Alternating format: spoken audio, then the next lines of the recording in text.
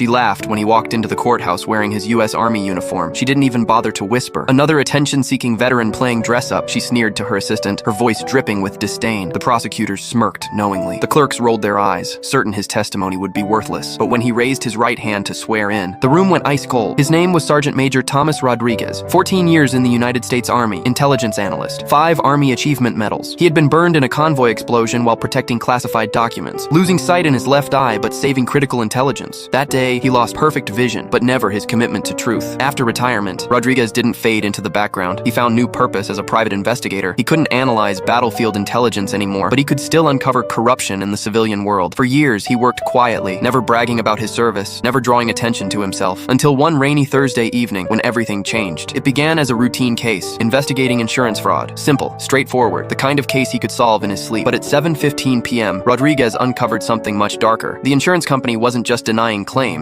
they were actively covering up evidence of a deadly building collapse. 23 innocent people had died when the Riverside apartments crumbled during a storm. The official report blamed structural failure. But Rodriguez discovered the truth buried in falsified documents. The construction company had used substandard materials. The insurance company knew and stayed silent. His Army instinct screamed that innocent families were being cheated. He gathered evidence methodically, just as he'd done with battlefield intelligence, financial records, witness statements, engineering reports. Everything pointed to a massive conspiracy. Rodriguez took his findings to the district attorney's office. The prosecutor promised a full investigation, but weeks passed. Calls went unanswered. Meetings were canceled. The case disappeared into bureaucratic darkness. Then the insurance company learned about Rodriguez's investigation. They didn't threaten him or offer bribes. They did something worse. They had him arrested, charged with breaking and entering. No evidence, no witnesses, just fabricated accusations. The local news ignored the story completely. The prosecutor who had promised help went silent, but the families of the victims refused to give up. They rallied together, hiring a whistleblower attorney who swore Rodriguez would not be silenced by corruption. Now in court, the insurance company's lawyer spoke with cold arrogance. Mr. Rodriguez is a criminal trespasser. He broke into private property illegally. He stole confidential documents. He fabricated evidence for personal gain. He is not a whistleblower. He's a thief. The judge studied the evidence carefully. Then her voice cut through the courtroom like a blade. So you're saying, she asked deliberately, that covering up 23 deaths was legal business practice? The attorney's face went pale. We're not. That's not what we're claiming. That's your entire defense, the judge fired back. This soldier exposed your client's deadly fraud when law enforcement failed. He sought justice for murdered families, and you had him arrested for it. That is not protecting property. That is protecting killers. The courtroom exploded with outraged gasps. Then came the ruling. All charges dismissed. Whistleblower protection granted. A criminal investigation launched into the insurance company, and Rodriguez's evidence admitted as key testimony. As Rodriguez walked out of the courthouse, a widow approached with her teenage daughter. Both were crying tears of relief. You got justice for my husband, the widow whispered. You gave us our lives back. Rodriguez simply nodded, his one good eye steady. Truth always wins eventually, but no one liked and subscribed the soldier.